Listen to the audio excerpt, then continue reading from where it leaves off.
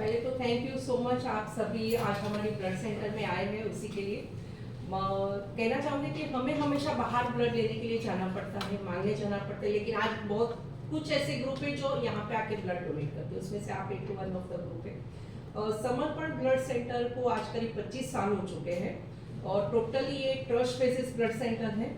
मुलुंड से लेके कुर्ला तक के केमिस्ट लोगों ने मिलकर ये ब्लड बैंक की स्थापना की थी 25 साल पहले। और टोटली हमारे यहाँ पे नॉन प्रॉफिट नो लॉस ऐसे करके हम लोग ब्लड बैंक चला रहे हैं 24/7। और हम लोग साथ में थैलेसीमिया डे केयर सेंटर भी चला रहे हैं और एक डायलिसिस सेंटर भी चला रहे हैं। आप लोगों ने देखा होगा कि बहुत बार किसी को अगर पता चले कि भाई इधर ब्लड की ज़रूरत है तो लोग भागते हैं कि अभी मुझे सुबह से एक इंक्वायरी आई है, ओ नेगेटिव 2 बैग चाहिए उनको। साइकिल में से लड़की गिरी है, अनकॉन्शियस है, कल शाम से ओ नेगेटिव मिल नहीं रहा है उनको। तो मैंने यहाँ पे भी किया, हमारा एक ग्रुप है उसमें भी किया है। शायद एक बैग अभी कुपर हॉस्पिटल्स में हुई है, मैंने भी आज कहा कि हमारे कैंप में या इधर नॉर्थ में कैंप पे होगा तो मैं देखती हूँ। लेकिन ऐसे टाइम में हमें हमेशा रेडी होना चाहिए कि हमारे पास स्टॉक अवेलेबिलिटी होना चाहिए। वो स्टॉक अवेलेबिलिटी कब होगी? जब लोग हमेशा, हर इंसान साल में एटलीस्ट एक बार रक्तदान करेगा। अभी ब्लड ऐसा तो नहीं है कि कहीं हमें बाजार में मिलता है, झाड़ पे उग रहा है या फैक्ट्री में बन रहा है और हम वो लेके बना के उसका प्रोडक्शन बना सके, जैसे अपना खाने पीने का हो गया। वैसे ब्लड सिर्फ अपने मानव शरीर में ही बनता है और एक भगवान ने ये गिफ्ट ऐसी दी है कि जिसका हम दान कर सकते हैं, चाहे वो इंसान गरीब हो या पैसे वाला हो। नॉर्मली आपने देखा होगा बहुत से लोग अननोन, किसी को फीस की जरूरत है, किसी को खाने पीने के लिए हम लोग देते हैं, किसी न किसी तरह हर इंसान किसी न किसी की मदद करता है। लेकिन ये मदद ऐसी है जो हर कोई कर सकता है, तो हर किसी ने साल में एक बार रक्तदान करना चाहिए। और जब भी आप ब्लड डोनेट करने आते हैं तो आपका जो हमारे डॉक्टर्स है, नर्सिस है, टेक्नीशियन है, आपका हीमोग्लोबिन चेक करते हैं। आपको क्वेश्चन आंसर जो है वो हमारी हिस्ट्री में चेक करके बोलते हैं, उसमें अगर पास होते हो तो ही आपको सिलेक्ट करके आपका ब्लड लेते हैं। पूरा आपका हीमोग्लोबिन मशीन पे चेक होता है। साथ में हम लोग जो एलाइजा टेस्ट करते हैं, सेकेंड चीज कि आफ्टर डोनेशन आपके ब्लड में से 3 प्रोडक्ट बनती है, कभी 2 प्रोडक्ट बनती है, red cells, platelets, plasma. Red cells आपका बताए 42 डेज, वो भी अलग फ्रिज में रखना पड़ता है। प्लेटलेट्स है वो भी 5 दिन ही रहता है आरडीपी, और प्लाज्मा है वो -30 डिग्री में 1 साल रख सकते हैं। अभी आपको पैक सेल का बताऊं, जो रेड सेल्स है वो सबसे पहले हमारे यहाँ थैलेसीमिया के बच्चे हैं सर, हमने 130 बच्चों को दत्तक लिया जिनको हर 12 से 15 दिन में नॉर्मली ब्लड चढ़ाना ही पड़ता है। अभी जैसे आप लोगों के पास गाड़ी, स्कूटर वगैरह जो भी रहेगा तो आप कैसे चलाओगे? भाई उसमें सीएनजी है, पेट्रोल है, डीजल है, तो आपकी गाड़ी चलेगी।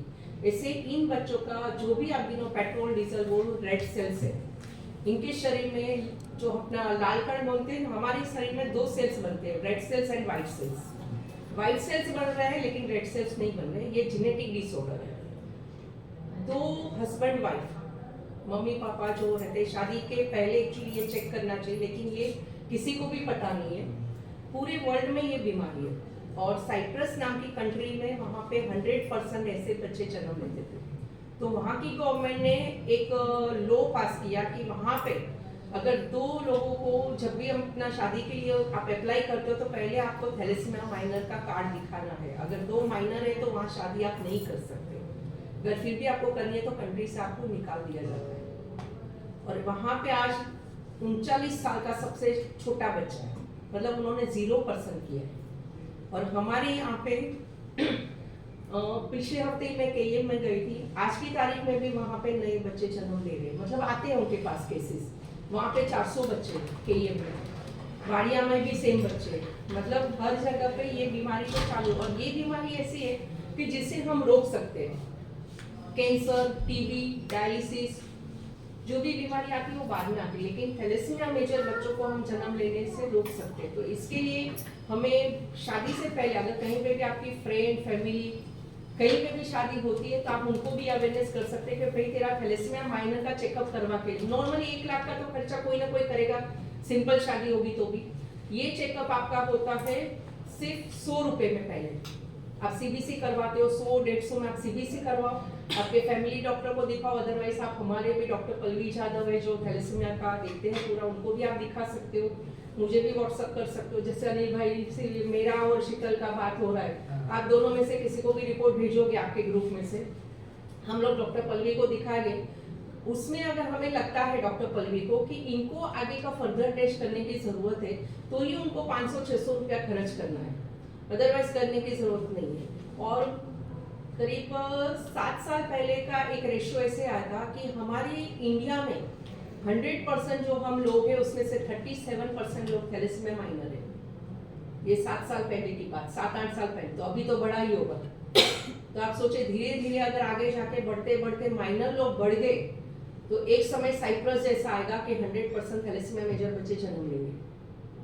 तो अभी से हमने ये प्रायोरिटी पे करना है, तो हम ब्लड बैंक की ओर से, हमारी ओर से हम लोग घाटकोपर में जितने भी गायनेक हॉस्पिटल है, मेडिकल स्टोर से, वहाँ पे हमने थैलेसीमिया अवेयरनेस का पोस्टर भी लगाया है।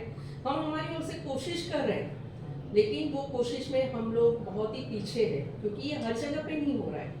गवर्नमेंट भी हमारा अप्लाई चालू है, पेरेंट्स फोरम का भी हम लोग मंत्रालय में जाके मीटिंग कर रहे हैं। लेकिन मेरी आप सबसे एक ही रिक्वेस्ट है, आप लोगों के जैसे ग्रुप है तो मैं उसमें भी ब्रोशर भेजती हूँ आपको, वो भी आप लोग सर्कुलेट कीजिए। और एक सीखे कि कहीं पे भी किसी की शादी है, उनको बोलिए भाई तो थैलेसीमिया माइनर चेक करवा पहले, क्योंकि अगर माइनर, अभी मैं माइनर हूँ, मुझे देख के आपको लगेगा मेरे को कोई तकलीफ होगी, कुछ नहीं। 24/7 मेरा फोन चालू होता है। कि बहुत 2-3 बार भाई ने क्या उठाया नहीं, अलग बात है, फिर शीतल ने उनको लास्ट संडे आके तो सब ब्लड बैंक वगैरह दिखाया। लेकिन बहुत बार ऐसा मिसप्लेस भी हो, मिसिंग भी हो जाता है। लेकिन एक्टिव हूँ मैं, लेकिन मेरा खुद का बेटा थैलेसीमिया मेजर है, उसको 4 साल के बाद आने के बाद डायग्नोस हुआ। होपफुली वो तो है बड़ा, 28 साल का है, IT इंजीनियर हो गया। हमारे यहाँ पे जो बच्चे, उसमें 2 बच्चे डॉक्टर का पढ़ाई भी कर रहे हैं, महिंद्रा एंड महिंद्रा में काम कर रहे हैं, एसेंचर में काम कर रहे हैं, अच्छी अच्छी कंपनी में जॉब पे। लेकिन एक है, उनको हर 12 से 15 दिन में जिंदगी भर ब्लड चढ़ाना है। लेकिन ब्लड चढ़ाना हमें लगता है कि बस ब्लड चढ़ाना और कुछ नहीं, लेकिन प्रॉब्लम ये है वापस फॉरेन बॉडी। अगर जब हम बाहर का ब्लड लेते हैं, हमारी इम्यूनिटी सिस्टम आती है कि ये ब्लड मैंने रिसीव करना है क्या नहीं, इसमें कुछ कॉम्प्लिकेशंस है क्या नहीं। तो हम जो ब्लड बैंक यूज करते हैं इस हिसाब से बच्चों को रिएक्शन तो नहीं आता है, लेकिन आफ्टर ऑल हर 15 दिन में 2 लोगों का जो अननोन है उनका ब्लड एक्सेप्ट करना, तो उसके ऑर्गन को भले कितना भी इम्यूनिटी स्ट्रॉन्ग होगा, लेकिन आप लाइफ टाइम ब्लड ले रहे हो। और हमेशा हर 15, ये बार आप दोनों का ले, उसके बाद इनका चालू ही है। और पता नहीं रहता है कि किसके ब्लड से क्या प्रॉब्लम होगा। और मेन प्रॉब्लम क्या होता है, हम जैसे खाना खाते हैं तो आयरन वगैरह रहता है, जो लो तत्व बोलते हैं। हमारे में आप देखो तो 150 mg से लेके 250-300 mg रहता है। इन बच्चों में हजारों की मात्रा में हो जाता है। कैसे? क्योंकि डायरेक्ट ब्लड चढ़ता है, बगैर वो बोलते हैं ना हमारी चयापचय प्रक्रिया, उनको डायरेक्ट ब्लड चढ़ता है। तो डायरेक्ट फेरेटिन लेवल, लो तत्व बढ़ता है, वो डायरेक्ट हार्ट में जमा हो जाता है, किडनी पे जमा होता है। आगे जाके क्या होता है, और पेंक्रियास में जमा हुआ, आगे जाके डायबिटीज आता है बच्चों को, हार्ट बंद हो सकता है, किडनी काम करना बंद हो सकती है कभी भी। मतलब सिर्फ ब्लड लेने से ये नहीं है कि उनका लाइफ अच्छा है, क्रिटिकल ही है लाइफ। और आज हम इंजेक्शन लेते हैं तो आप लोग देखेंगे 8 दिन के बाद भी हाथ दिया, अरे इंजेक्शन दर्द कर रहा है। तब सोचिए इन बच्चों को क्या हालत होती होगी। और मैंने देखे मेरे बेटे को 4 साल के बाद, मतलब 5 साल से उसने स्टार्ट किया, 3-3, 4-4 महीने का बच्चा रहेगा एक्चुअली, तब से ये बीमारी आती है। और वो बच्चे को स्केल लगा के वैसे ऐसे हाथ पटकता है, तो वो टाइम पे ऐसा लगता है कि नहीं, इससे अच्छा ब्लड नहीं चढ़ाना चाहिए। तो क्या होगा, ब्लड नहीं चढ़ेगा तो गया। ये क्यों हुआ? माँ बाप का नॉलेज नहीं है, अज्ञानता है। अज्ञानता क्यों? हम लोग जन्माक्षर देखते हैं। आज की तारीख में आप लोग कोई भी लड़का लड़की शादी करेंगे ना, HIV, HCV, HB ये सब टेस्ट करेंगे। अरे क्यों भाई, वो ठीक है, इसके साथ में ये भी टेस्ट मांग हुआ। HIV, HCV का ट्रीटमेंट है, आप सरवाइव कर सकते हो। लेकिन थैलेसीमिया में आपकी आने वाली जनरेशन, आपका फिजिकल, फाइनेंशियली, मेंटली आप पूरा उसी में घुस जाओगे। और आप आने वाली पीढ़ी को क्या दे रहे हो? सिर्फ दर्द दे रहे हो। लेकिन इसके लिए हमें ये नहीं, नकारात्मकता नहीं, नेगेटिविटी नहीं, लेकिन पॉजिटिवली हमने ब्लड डोनेशन बढ़ाना है और साथ में अवेयरनेस बढ़ाना है कि हमारी कास्ट में, हमारी फैमिली सर्कल में, हमारे फ्रेंड सर्कल में अगर किसी की भी शादी होती है, बिफोर मैरिज चल भाई तू ये सीबीसी टेस्ट करवा, आप शीतल को या मुझे व्हाट्सएप कर, लेकिन बाद में फोन भी करो, और चाहिए तो ब्लड बैंक में उनको बोलो आके मिलने के लिए, या फैमिली डॉक्टर को दिखाओ। फिर उसके बाद अगर डॉक्टर बोलते कि, और डॉक्टर को पूछने का माइनर है क्या नहीं। आपको ऐसे 2-3 हमारे केसेस भी हुए, और एक ये भी है कि शादी के बाद प्रीनेटल टेस्ट करवाओ, लेकिन वो गलत है। प्रीनेटल टेस्ट के बाद भी 2 बच्चे थैलेसीमिया मेजर जन्म हुए। क्या होता है प्रीनेटल टेस्ट? मतलब 2 माइनर लोगों ने शादी किया, 2-3 महीने का बच्चा था, प्रेगनेंसी में टेस्ट किया प्रीनेटल टेस्ट, 3 जगह पे उसने सैंपल भेजा, अच्छी गवर्नमेंट हॉस्पिटल में नाम नहीं लूंगी, उसने और एक लैब ने दिया कि बच्चे को कुछ नहीं है, एक लैब ने बोला कि बच्चा थैलेसीमिया मेजर है। उसने क्या सोचा, 2 रिपोर्ट है, मैं उसके ऊपर जाती हूँ, 1.5 साल के बाद वो बच्ची थैलेसीमिया मेजर आई। तो 100% नहीं है प्रीनेटल, एक ही है। 2 माइनर लोग शादी मत करो, अगर शादी करनी है तो बच्चे को अवॉइड करो, अगर आपका सही प्यार है, बराबर है। जरूरी नहीं हमारी जमीन जायदाद नहीं है इतनी राजा महाराजा की, उसके लिए अपने को बच्चा है। अगर सच्चा प्यार है तो विदाउट चिल्ड्रन, बहुत से बच्चे जिनको प्यार की जरूरत है, लेकिन उसके साथ में ये अवेयरनेस करना चाहिए। साथ में सिर्फ थैलेसीमिया नहीं, थैलेसीमिया के साथ में अभी एक और बीमारी है haemophilia. Haemophilia also genetic disorder. उन बच्चों को क्या होता है कि जन्म लेने के बाद ब्लड तो प्रोड्यूस होता है, लेकिन उनको स्टॉक करने के लिए उनका जो फैक्टर 8 होता है वो कम होता है। तो ये हमारे यहाँ पे जो एफएफपी मैंने बताया -30 डिग्री में जो है, वो हम लोग, हमारे पास 400-500 बैग है, हम एक कंपनी को देते, उसमें से वो लोग फैक्टर 8 और एल्ब्यूमिन बनाते, वो इन हीमोफीलिया बच्चों को जाता है। मतलब आप सोचिए आपके एक के ब्लड से कितने प्रोडक्ट बनती है।